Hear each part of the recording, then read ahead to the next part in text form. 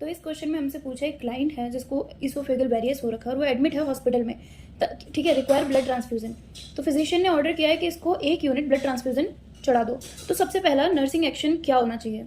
पहला, record the vital science in according with institutional policy and check the blood products against the client's ID bracelet in the presence of the nursing supervisor. या फिर obtain vital signs, confirm the blood product with another nurse using the client's ID bracelet and monitor vital signs as per institutional policy.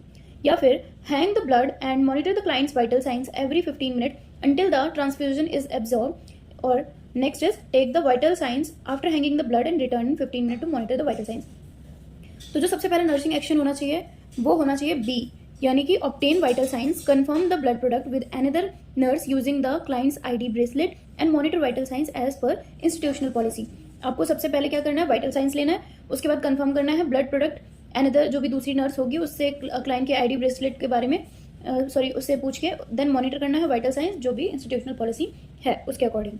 ठीक है, तो ऐसा हमने इसलिए किया क्योंकि जब भी हम ब्लड ट्रांसफ्यूजन एडमिनिस्टर करते हैं तो बहुत इंपॉर्टेंट होता है पेशेंट की सेफ्टी, सबसे पहले मैटर करती है। तो मॉनिटर करना है कि कोई भी एडवर्स रिएक्शन तो नहीं हो रहे हैं। इस वजह से जो बी ऑप्शन है वो बिल्कुल करेक्ट है। नेसेसरी स्टेप है प्रॉपर ब्लड ट्रांसफ्यूजन एडमिनिस्ट्रेशन के लिए।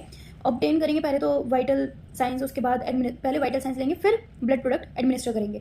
ठीक है, जिसमें 2 रजिस्टर्ड नर्स होंगी जो कि वेरीफाई करेंगे पेशेंट को और साथ में जो ब्लड प्रोडक्ट डाटा है उसको, और साथ ही साथ मॉनिटर भी करेंगी वाइटल साइंस को throughout the procedure as per institutional policy. तो इस वजह से बी ऑप्शन करेक्ट है।